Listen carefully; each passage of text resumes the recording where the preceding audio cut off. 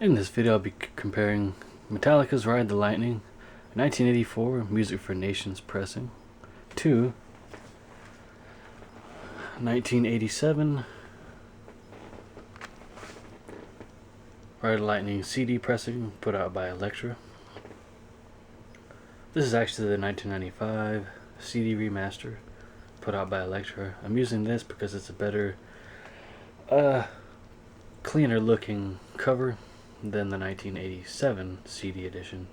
That and it's packed away. This is probably the only time I'll use a substitute. It doesn't really reflect the sound of the music, because I won't be talking about this actual CD edition. But so comparing the two in the with the artwork, this obviously looks better because it's bigger, blown up artwork. Pictures look great too. Same content on both versions. There it is, MFN 27, the old Music for Nations logo. I'm not sure if they're still making records or even CDs under this label. I'll be doing that research after I make this video, and I'll report it in a future video for sure.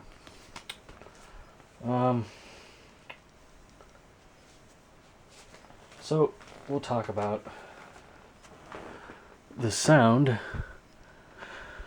I mean, obviously the CD has been converted to digital, so there is a little bit of sound loss there. The vinyl is just straight analog as far as I know. I don't think there's any digital trickery or digitalization of the music. But yeah, I mean, just look at this cover. It's just great. I mean, we'll just look at it again. This looks darker than the other Metallica, or yeah, other version of this, the vinyl. And then on the back, the track listing has been turned red and the photos have been removed and put on the booklet. I guess they're yeah, they mess with the colors on this one. This looks more reddish, yellowish. The skin tones are different. I don't know how that happened, how this tray got broken. Probably dropped it, but that's beside the point. So yeah, I'm not really gonna compare the, well, let's compare the booklet as well, since we're doing this. Here you have the image, or the pictures of the band, photo session here for the album, a couple of shots from a live show and backstage. I don't think this is present in this particular CD version. I don't remember, honestly. Oh, it actually is, but yeah, shrunken down, obviously. And all the lettering has been turned white for some reason or another.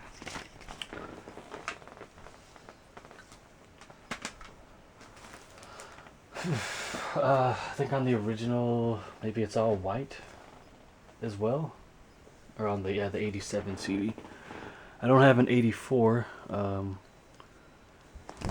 of flimsy cover. I mean, but yeah, back to the music. This is just sounds great. Great highs, great lows.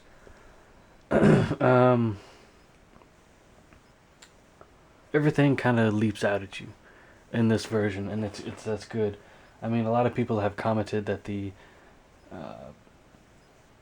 the drum sound and the cymbals and hi-hats and that whatnot come as an attack. They're kind of attacking on the ears in these versions, and I think they did tone that down for the 2016 CD release, which I have heard on the radio. I like that. It's a little easier on the ears, a little bit softer sounding, so that's not a bad thing. With the 1987, it's I mean, it sounds better than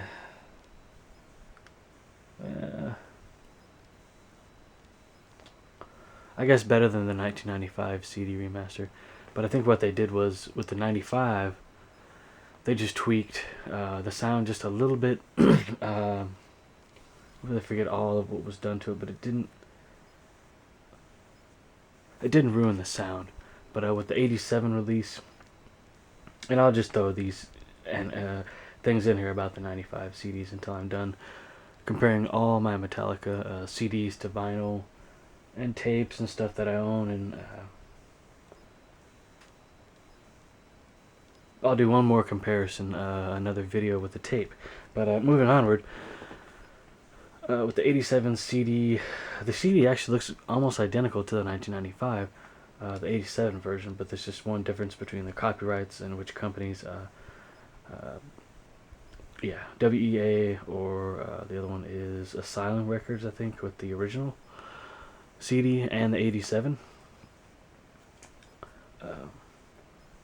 But the same goes for the Master of Puppets 1986 CD. When it was converted to be put on the CD medium, the sound was slightly tweaked, just digitizing the sound,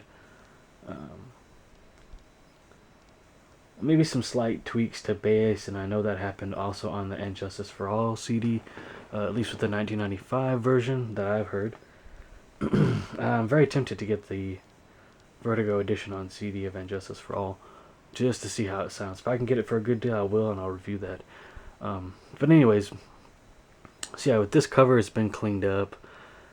You can see here, the blues are darker, slightly darker, well, quite a bit darker.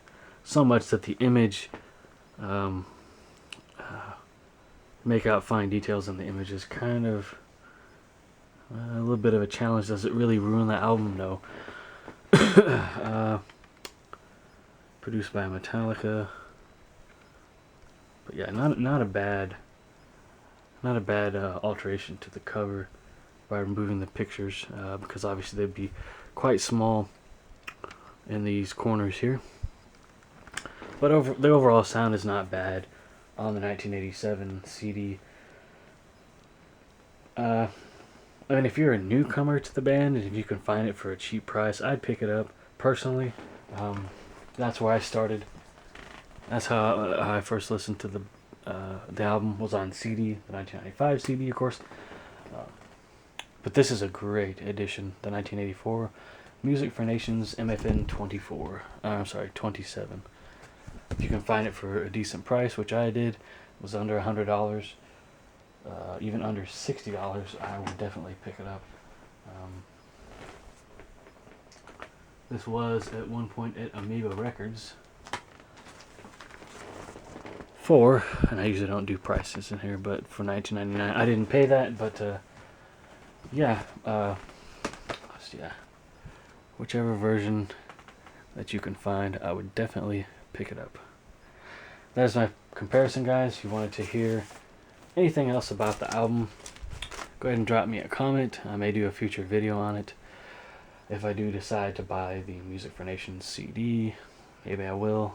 Once again, it has to be at a good price, and I highly recommend putting your vinyl in Mobile Fidelity Sound Labs sleeves.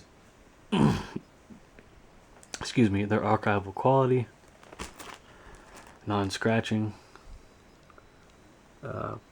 sleeves. You can get 20 of them for, or I'm sorry, I think it's 50 of them for about $20, so pretty good deal. I believe I'm right on that. If I'm not, I'll correct that in the description of this video. Thank you again for watching.